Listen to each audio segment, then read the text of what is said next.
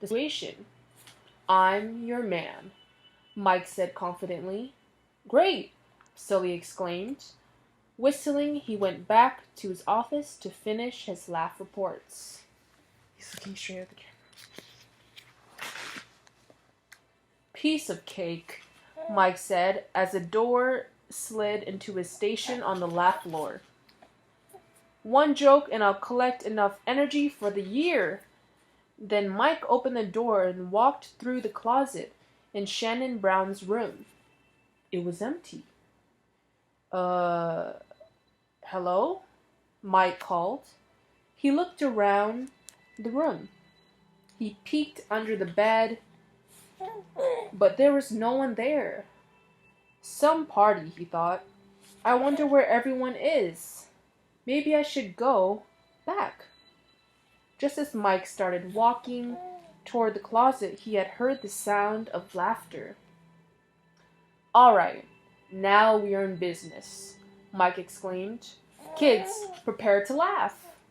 Just then, thunder cracked across the sky, and a flash of lightning lit up the dark room.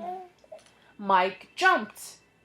If there was one thing he didn't like, it was a thunderstorm. I'm okay. I'm fine, Mike shouted.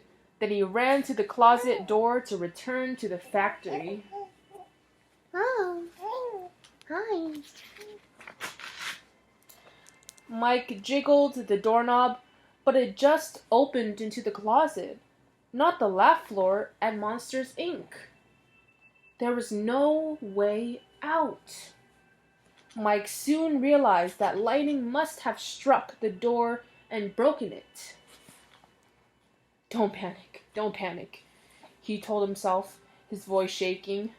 He knew he had to find the slumber party and another closet door fast.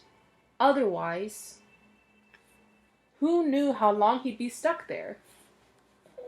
Mike took a deep breath and headed into the dark hallway. He was sure he heard laughter coming from somewhere. Now all he had to do was find it. As he started walking, the floor made a noise beneath him. Creak! Halfway down the hallway, Mike stopped and looked around. There were some paintings on the wall that looked very creepy. They gave Mike goosebumps. He was pretty sure the people in the paintings were staring right at him. I've got to get out of here, Mike muttered to himself as he continued down the hallway. Then he saw something and froze. Mike couldn't believe his eyes. Oh wait, is this the right page? His eye, rather. Sitting at the end of the hall was a large, furry creature with fangs. It was panting heavily. Oh man, he cried. Am I ever glad to see a fellow monster around here? Taking a deep breath, Mike started to walk closer to the creature. Just as he did, the creature knocked him down. Ah! Mike screamed. Dog breath! Mike hated dogs. He pushed the dog off him and ran as fast as he could into a nearby room. He slammed the door shut. He was safe. For now. Meanwhile, back at Monsters, Inc., Sully was working on the laugh floor. The floor manager came running over. Sully! Sully! He shouted. Mike still hasn't returned from the slumber party. He's never been gone so long. When Sully went to check on the door, he discovered it wasn't working. That meant Mike was trapped in Shannon Brown's house. Uh-oh, said Sully. We've got to get Mike out of the closet. I can't believe he's stuck. Sully brought in a maintenance crew to figure out how to fix the door.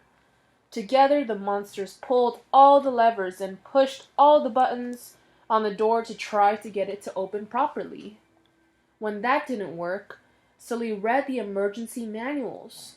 He and the other monsters tried everything they could. After a few hours, the door made a clicking sound. It was working. Now it would open into a different room at Shannon's house. The monsters cheered. Woo! Woo! Woo!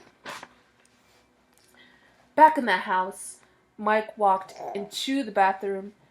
Ouch! Said the monster. Wait, no. The monster squealed as he tripped on a yellow rubber ducky and went rolling across the floor. Finally, Mike crashed into the wall and stopped. Then he heard a loud giggling from down the hall. Mike did not like this assignment or this house, but he was so determined to find the party.